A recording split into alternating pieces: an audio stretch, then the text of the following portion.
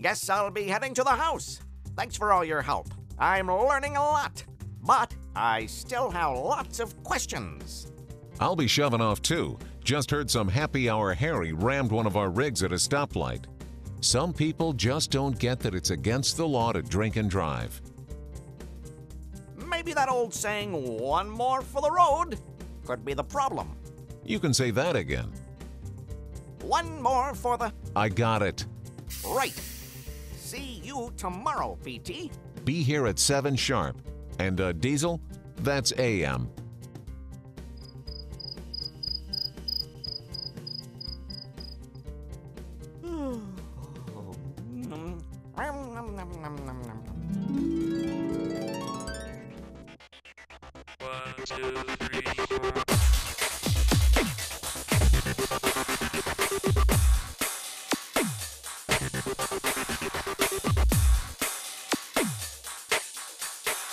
Now, ladies and gentlemen, for our next contestant on Would You Risk Your Life, please welcome Detective Diesel.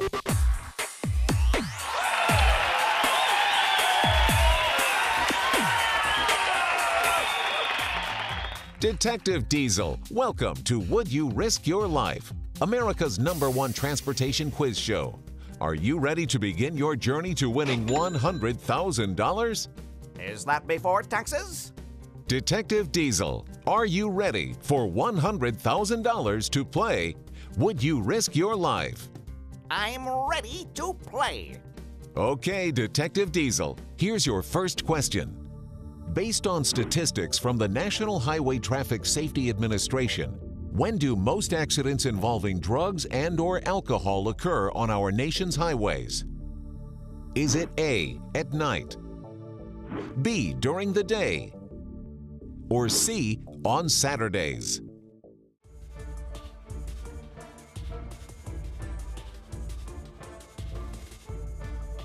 Detective Diesel, your 30 seconds are up.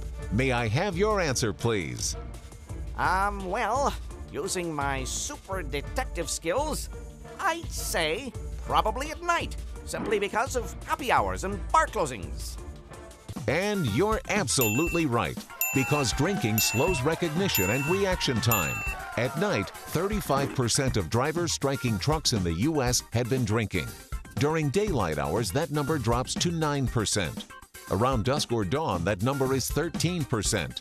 This brings you to the $2,000 plateau. You're one step closer to that $100,000 prize. How do you feel?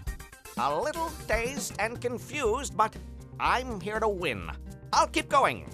Ladies and gentlemen, you heard the man. He's going to try and double his money to $4,000. Okay, Diesel, here's your next question. 10% of drivers in a company must be alcohol tested. Over what period of time must these drivers be tested? So what's your answer, Great Detective Diesel? This is strictly a guess, but I'm going to say, for the first part, over what period of time must the 10% of drivers be alcohol tested? The time period is 1 year. Absolutely correct. And that brings you to the next plateau and a chance to double your money to $8,000. Are you going to stop now or keep going? I'm going for the 8,000. Okay, may we have it perfectly quiet? For $8,000, here's your next question. The Federal Motor Carrier Safety Administration says that a driver may not be under the influence of 5 different illegal drugs, and they are cocaine, marijuana, opiates, amphetamines, and phencyclidine. A driver is tested for these drugs at pre-employment, at random, and post-accident. The principal concern is that driving under the influence of any drug that acts on the brain impairs the driver's motor skills, reaction time, and judgment. According to a recent national survey on drug use and health, How many people reported driving on our highways under the influence of illegal drugs, alcohol, or a combination? Is it A, 15 million, B, 20 million, or C, 30 million? I know this one. I read this number recently. I know this one. We also know that 18% of the drivers involved in fatal crashes were driving under the influence of drugs, often in combination with alcohol. Yeah, it's a challenge just staying out of their way. May we have your answer, please? According to a recent survey, an estimated 30 million drivers admitted to driving under the influence of illegal drugs. Congratulations, Diesel. Are you ready for the $16,000 question? Bring it on. I'm ready. Okay, and for $16,000, here's your next question. In recent years, drugs that act on the brain have been recognized as hazards to road traffic safety. Research indicates one drug is most prevalent in road accidents caused by driving under the influence. Is that drug A, cocaine, B, marijuana, or C, methamphetamines? I should have paid more attention in my high school chemistry class. Okay, your time is up. I'll have to ask for your answer, Diesel. Okay, but this is a flat-out guess. Is it B, marijuana? Diesel. That's a lucky guess because you've just won $16,000. You've probably already guessed my next question. Are you ready to go on to the $32,000 level? Let's go for it! Did you hear that, folks? He's going for $32,000. Okay, Diesel, for $32,000, here's your next question. As you know, there are illegal drugs and prescription drugs, and on the highway, both can be a problem to drivers. When can prescription drugs become a problem to a driver? Is it A, when the drug acts on the brain? B, when prescription drugs are taken without medical supervision? C, when the individual driver has a reaction to the prescription medication? Or D, all of the above? Here's a hint. When prescriptions impact the brain, there's usually a warning printed on the label not to drive or operate machinery. But there's also a danger of using over-the-counter drugs that may cause drowsiness or fatigue. Sorry. Your hint didn't help much. Well, time is up. I'll have to ask for your answer, please. I'm taking a big chance here, but I'll have to say, all of the above. All three can create a problem for an over-the-road driver. Detective Diesel, you are right again.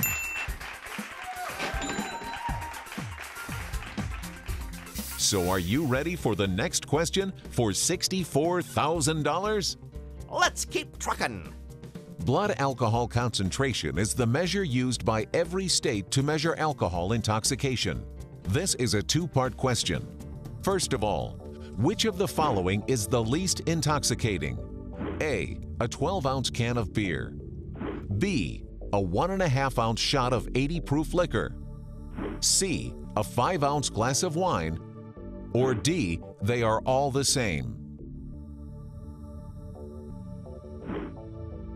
For your second part of this question, at which blood alcohol concentration will a professional driver's license be suspended if convicted?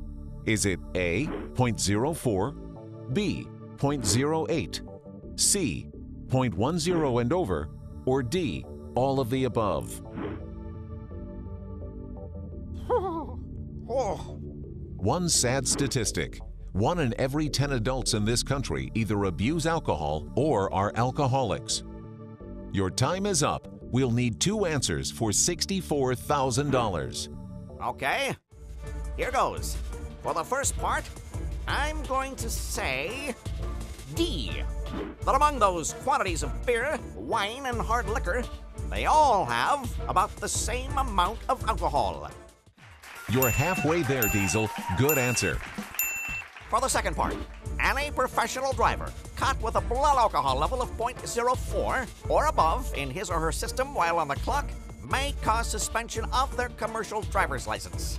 So, my answer is D, all of the above. It's a huge risk to drink and drive, whoever you are. And Detective Diesel, you're correct for $64,000.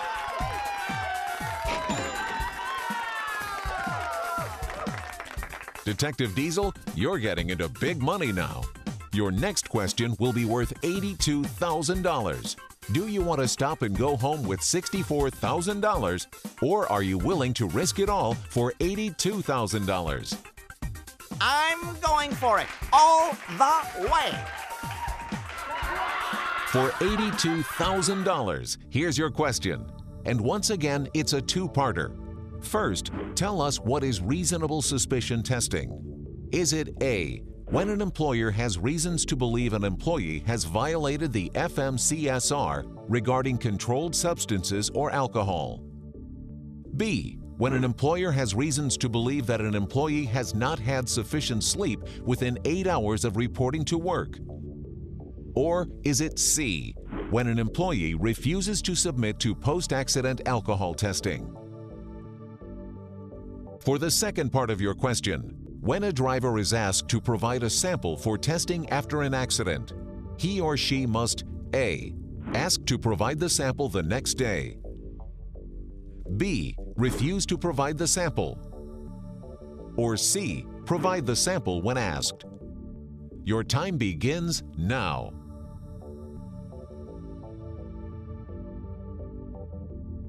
Our source for these questions is FMCSR 382, which outlines programs for motor carriers to help prevent accidents and injuries resulting from the misuse of alcohol or controlled substances by professional drivers. Detective Diesel, your time is up. May I have your answers, please? I believe that the answer is A, for the first part. Absolutely correct. When an employer has reason to believe an employee has violated the Federal Motor Carrier Safety Regulation regarding controlled substances or alcohol. And the second part?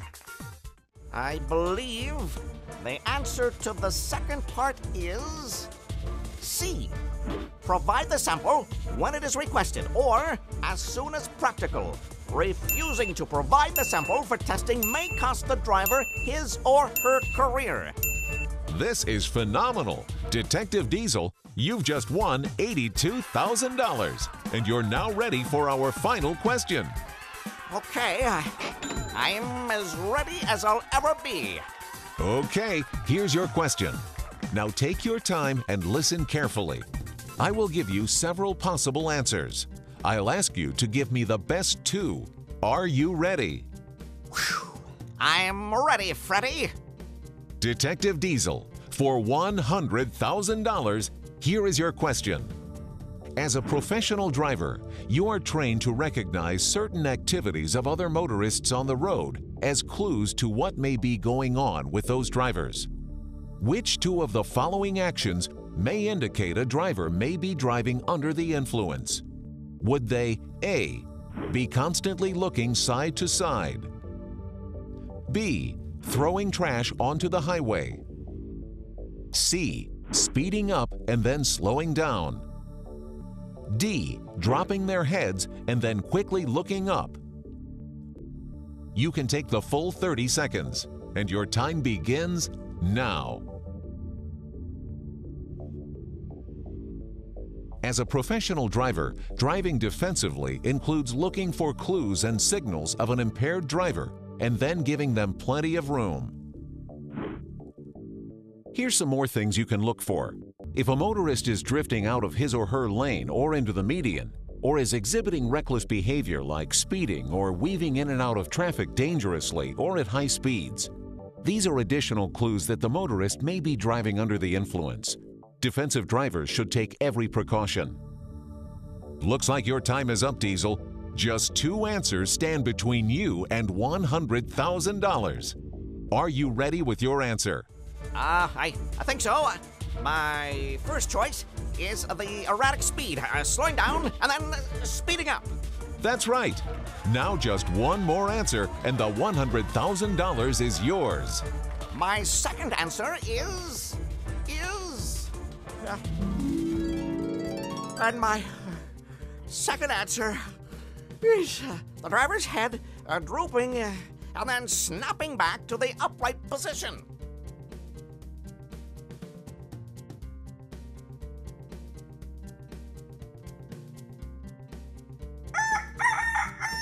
What the? But the $100,000. I was that close. Oh, no. Don't tell me. It was all a dream. Can't be. Oh, man. Not a dream. A nightmare. Must have coffee. And lots of it. Did you get a good night's rest, Diesel? Let's just say, PT, that's the $100,000 question. Ready to get back to work. Let's roll, Freddie.